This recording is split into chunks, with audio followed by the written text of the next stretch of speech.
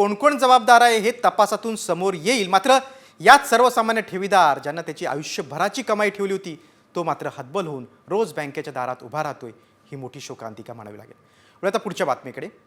अभिनेते राहुल सोलापूरकरांच्या वादग्रस्त विधानावर आता मुख्यमंत्र्यांनी देखील प्रतिक्रिया दिलेली आहे। राहुल सोलापूरकरांवर पोलीस योग्य कारवाई करतील असं मुख्यमंत्र्यांनी म्हटलंय। तर सोलापूरकरांवर कारवाई करायला सरकार मागे पुढे बघणार नाही असं उपमुख्यमंत्री अजित पवारांनी म्हटलंय। हे एक लक्षात ठेवा, याच्यामध्ये शासनाची भूमिका नसते, पोलिसांची भूमिका असते।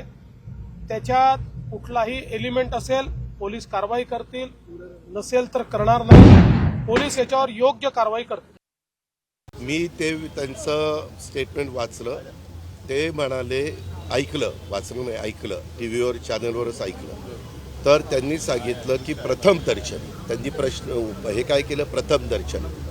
त्याच्यानंतर तिथल्या आजूबाजूच्या लोकांनी पण स्टेटमेंट दिलेलं तुम्ही सगळ्यांनी दाखवलं, इथं ज्या पद्धतीनं तिथल्या जवळच्या नागरिकांना त्रास होतोय वगैरे वगैरे। आणि त्या संदर्भामध्ये ते तपासून बघतायत, त्यामध्ये जर कुणाचा म्हणजे संबंधित व्यक्ती दोषी असेल तर सरकार कारवाई करायला अजिबात मागं पुढं